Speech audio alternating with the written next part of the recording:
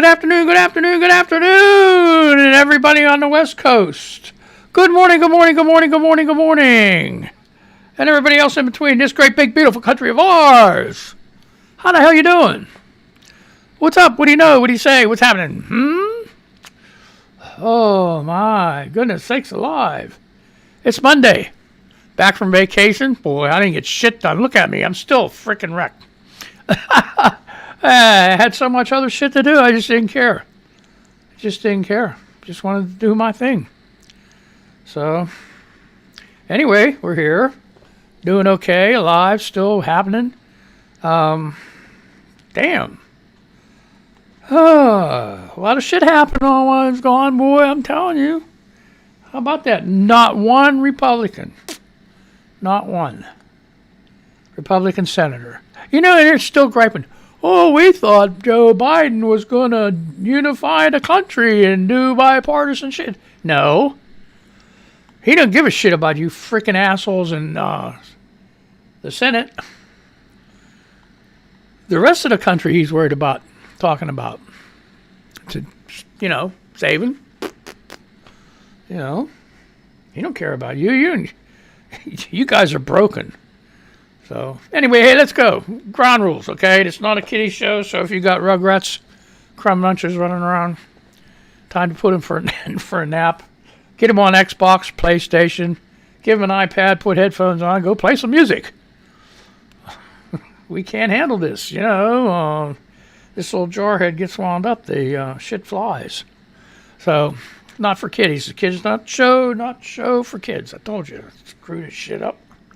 Anyway, why am I doing this? Well, I got sick and tired last year of Trump, and Corona. I'm like, what else is happening? What else is going on in the news? Something's got to be going on. I mean, they did a fire. Okay, California fires in Oregon and Washington State. Like 2 days, media, tunnel vision, and that's it. No more. I'm like, a week later, what happened? They miraculously just freaking closed? Stop? Whatever? I know. I get my mouth together too, okay? First day back. Give me a fucking break, okay? Jesus. You too. Shut the fuck up. All right. All right. No. Let's stop this. You get too many F-bombs in there, people are going to get pissed off. So, anyway, Democrats reject efforts to prevent stimulus checks from going to prisoners, illegal immigrants. That's from The Blaze 23 hours ago. Yes, we know that's freaking old news.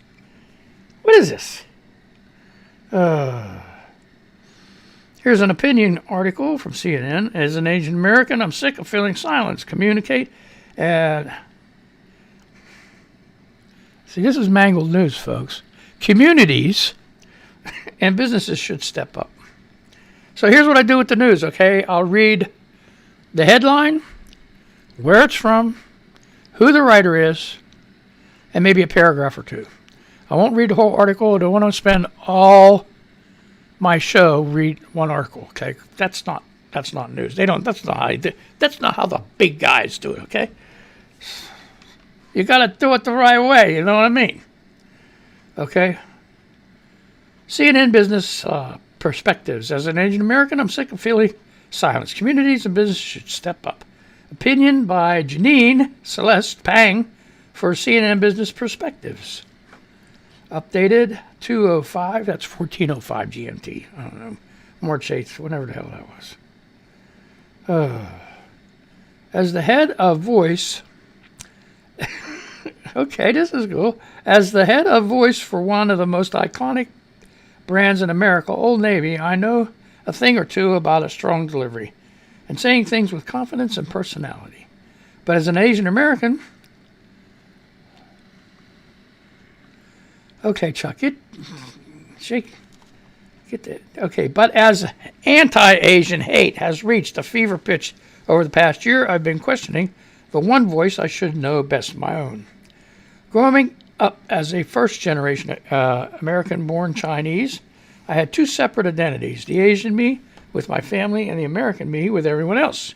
At home, I spoke Mandarin and ate preserved duck egg. Okay, at school, I spoke English and ate tater tots. What a diet, okay? My parents named me Chinyi, which means infinite joy, but I gave myself the middle name Celeste, after Steve Sanders' girlfriend on Beverly Hills 90210.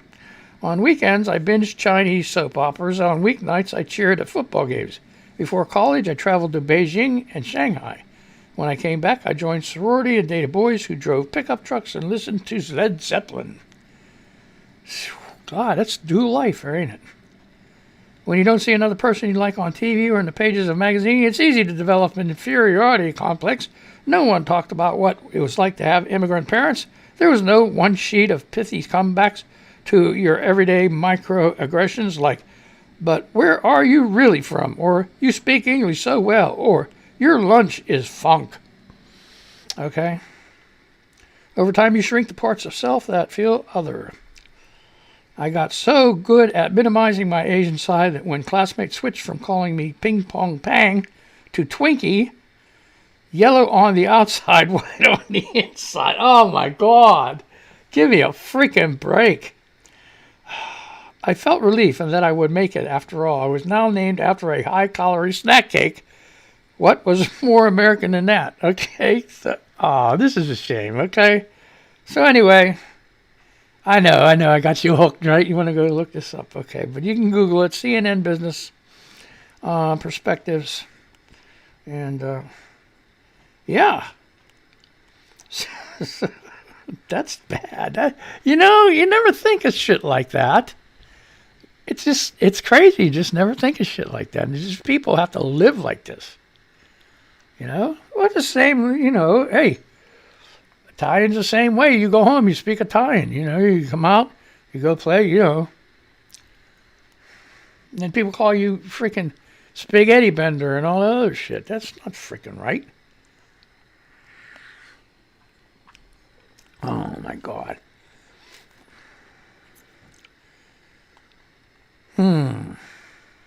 What is... Oh, no, come on.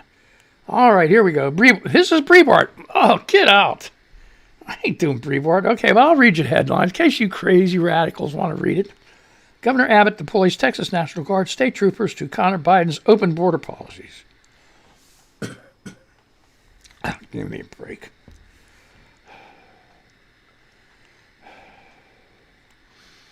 Well, here it is, too. It's called The Blaze. Texas Tech takes action over growing border crisis, blames Biden policies for making situation worse. You know what? It's that time of year again, folks. A damn thing you can do about it. It's crazy. I get shit everywhere.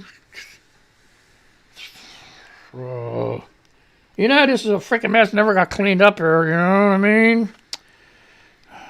I know. I'm holding at myself, folks. I'm just, Okay, NBC News. Health. CDC releases guidance on safety activities after COVID-19 vaccination. See, here's the thing. I got a real problem with that because people were saying that second shot, the first shot with Moderna was like a little rough, and then the second shot, like freaking laid them out for 2-3 days. Hey, with me, I can't afford that shit. I don't know what the hell I'm going to do. I'm going to make some calls today, see if I can get that Johnson & Johnson, man. I got to have somebody come up here and give it to me. So I don't know. All right, continue. Okay. Continue. There you go. Come on, I just did that.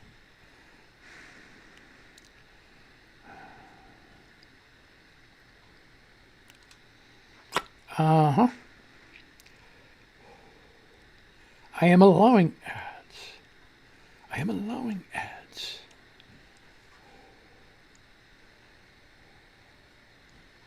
This is not going to let me read it. You bitch. Why don't you give me something better, man? All right. Okay. Here's from Forbes. Who's to blame for rising gas prices? I don't know. Who's to blame? Not the freaking government. Okay, this past week, national average price for regular gasoline rose to $2.71 per gallon. That makes an increase of 46 cents a gallon since the beginning of the year. Hey, man, you know what? A couple years ago, like 12 years ago or something like that, it was $4 something a gallon. On a daily basis, I see accusations on social media that this price rise is a consequence of Joe Biden winning the presidential election. I'm going to explain why this is ludicrous, but I would pose the following to those who believe this is to be the case. Since Biden's inauguration, daily COVID-19 cases have fallen by 2/3. Daily deaths are down by nearly a half. Is Joe Biden responsible for this? If you say no, or you feel the need to hedge or qualify your answer, then you probably realize that cause and effect isn't quite as simple as that. The same holds true for gas prices. The main reason I can say that Biden isn't responsible for rising gasoline prices is that we understand pretty well why those prices are rising. Those reasons mostly have nothing to do with him. No shit. The single business factor influencing changes in gasoline prices is almost always underlying changes in the price of oil. Show me a time that gasoline prices spiked or plunged, and the vast majority of the time you will find that oil followed the same pattern. Okay? So if you want to read the rest of this bullshit. All right. On the first trading day of January 2021, the price of West Texas Intermediate closed at $47.47. That's $47.47 for you people per barrel. Why don't you go buy barrels of this shit? No, well, it's oil. Needs refined. 2 months later, on the first trading day of March, the price closed at $60.54 a barrel. During the time gasoline prices rose by 46 cents a gallon, the price of oil rose by 31 cents a gallon. So take that in your pipe and smoke it. Whatever else you do. Here's this. I love this. I love this. I love this. I love this. The Supreme Court rejects final Trump bid to nullify 2020 elections. This is from The Hill, March 8th, 9:59. The Supreme Court on Monday denied a bid by former President Trump to nullify his electoral loss in Wisconsin, rejecting the former president's final pending appeal over the results of the 2020 election. In an unsigned order, the justice declined to take up Trump's lawsuit, alleging Wisconsin election officials violated the Constitution by expanding absentee voting amid the global coronavirus pandemic. You know what? How heartless is that? We got a global pandemic, coronavirus, and these Republicans, they're demanding the people go stand in line and intermingle and get sick. That's freaking mentally ill, you know that. And it's Trump that wanted that. And they're still falling in line, aren't they? Even though, like, the base of Trump is getting smaller and smaller and smaller. Okay, the shit didn't happen on, what was it, the 6th of March, right? The inauguration of Trump. Or was it March the 4th or whatever it was, right? So I saw on something that Tucker Carlson had a thing up, on a board up or something. They moved it to the 20-somethings. That's going to happen then. We made a mistake on a calendar or something. I don't know who the fuck these fucking... You know what?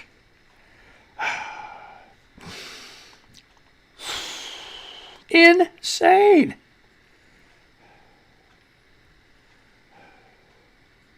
So anyway, the one about the gas prices, right? That was Forbes 2 days ago. In case I forgot. What else?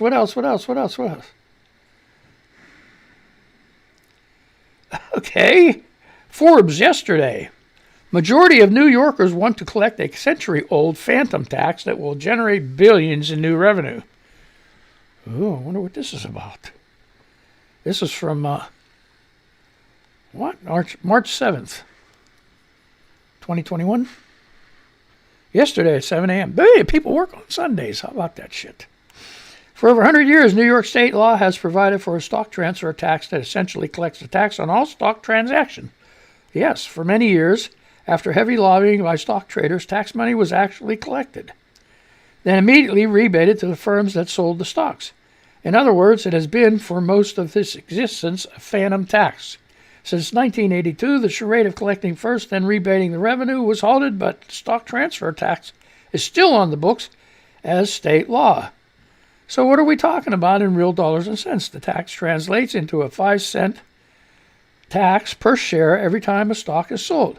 Thus, in 2020, with the average trade on NASDAQ and DAQ at about $8,400, the total tax would have been around $8.80 a trade, or 0.1%. A minuscule sum any way you look at it. Since 1982, however, New York has kept the tax on the books, but has rebated more than $350 billion to Wall Street investors. Oh. That's crazy. Oh, man. Gee, so, it says most New Yorkers aren't even aware of this issue. John Zugby Strategies was commissioned by a coalition of public interest groups, unions, and Albany legislative leaders to test support for the opposition of breathing new life into this phantom tax. So, yeah, I mean, like if they start, collecting that on every stock trade, money. You know what, though? We've heard the same thing everywhere. Everywhere. I'm going to give you, perfect example. Perfect example in Pennsylvania, right? Let me take a breath. Years and years and years ago,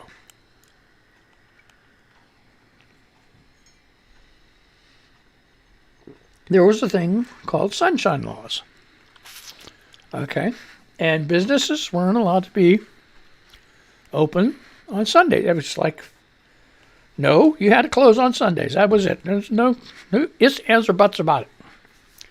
So then, under the guise of collecting more taxes, they said, well, only essential places could be open on Sundays. Places that, if you needed to get your milk and bread. That kind of stuff. Department stores, shoe stores, dress stores, clothing store, anything. No. You're not allowed to open on Sundays. So then that you could go to the movie theater, okay? That's one thing you could do on Sunday. Then, they got a whiff of that, and they were going to use all this tax money to improve, roads, bridges. Bear with me. So, anyway, they said, okay, well, finally, I don't know when it was, maybe the late 60s, early 70s, they broke off. They said, okay, let's, look, you can be open on Sundays, Restricted hours, but you could be open on Sunday. Fine. So they collected more taxes. Okay, let's speed up to late 70s, okay, somewhere around there. The lottery. Now, back before the lottery, there was, the numbers racket with the mafia, with the mob. You'd go see your guy in the mill, wherever you worked, your place of work, he wrote numbers. And you'd give him your nickels and dimes, whatever. A lot of money being made running numbers. So the state decided they're going to get into it. We're going to do a lottery. We're going to do a 3-digit lottery, 7 o'clock in the evening. We're going to use that revenue with all the money we're going to get from making that. We're going to go ahead and get rid of the property tax. You see where I'm going with this? So,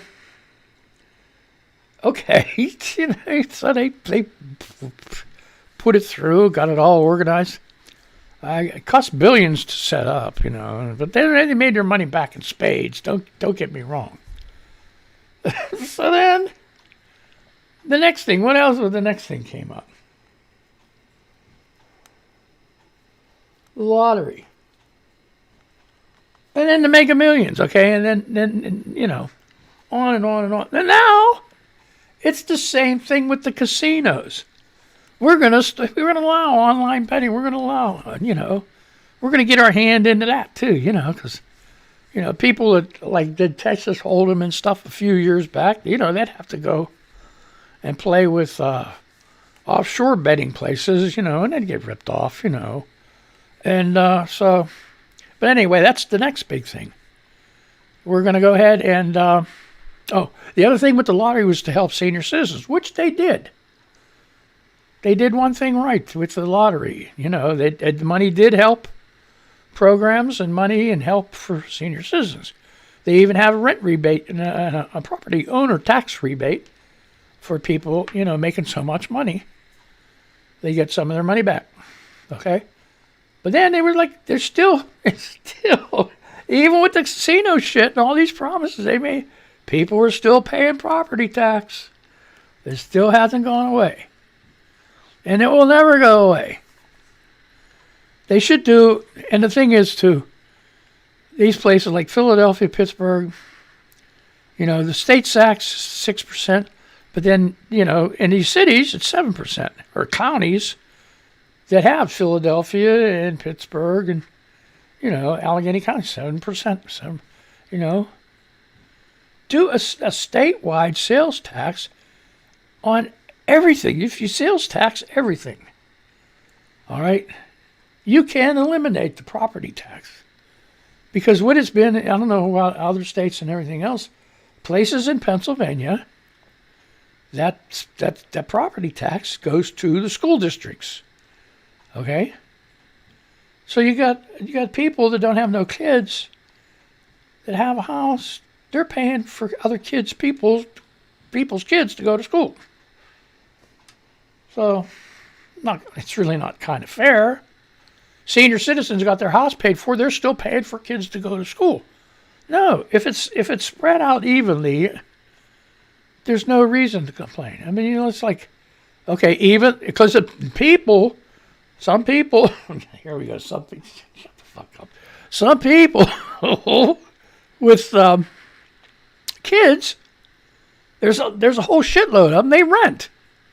You know, they rent. They're not responsible for any taxes to send their kids to school. But they would be paying their fair share if there was a statewide tax. Okay, so it's 6%. Why don't you make it 2%, 2% more. Make it 8% everywhere. Be done with it. Don't let Allegheny County or Pittsburgh or Philadelphia raise it up to 9%, whatever. Just my thoughts. So what's happening in Twitter news? Oh boy, I'm telling you, here we go. Amy Lynn, where'd her go? Oh no. Where'd she go? See, that's what I hate about this. As soon as you change something. Aw. Becky resists. I just fucking got laid off and all I can do is cry. Mayo says, I'm sorry. Doesn't that suck?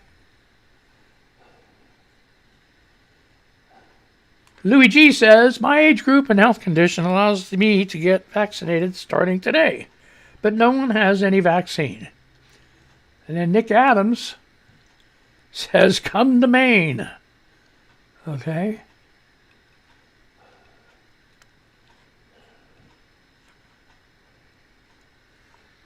Oh, boy.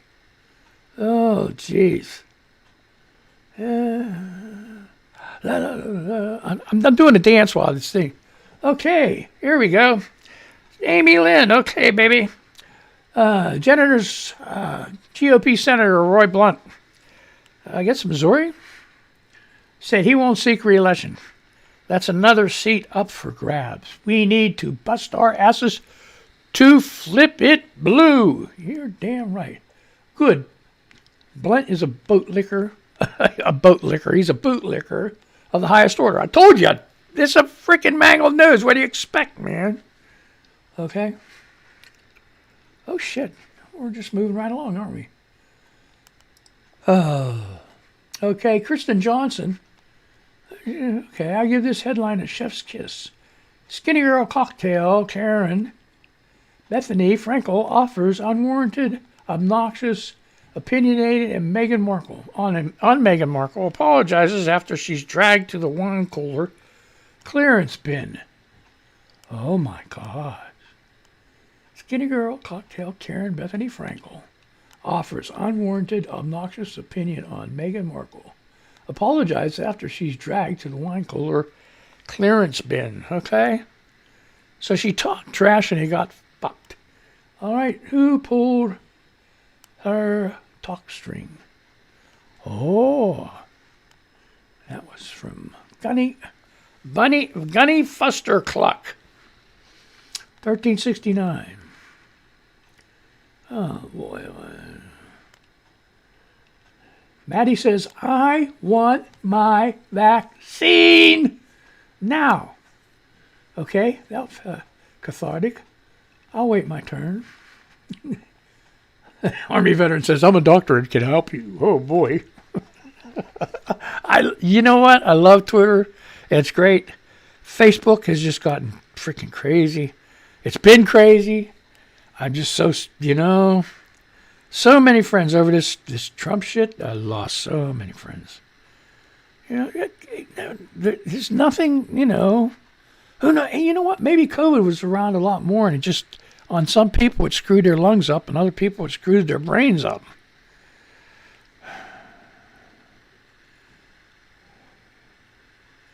Oh, boy. Newsweek, 3 hours ago. Mississippi governor equivocates when asked if Joe Biden was lawfully elected. Jeez. Mississippi Governor Tate Reeves equivocated when asked if President Joe Biden won the election legitimately and lawfully during a CNN interview on Sunday, indicating the ongoing reluctance of some GOP officials to clearly renounce former President Donald Trump's baseless fraud claims.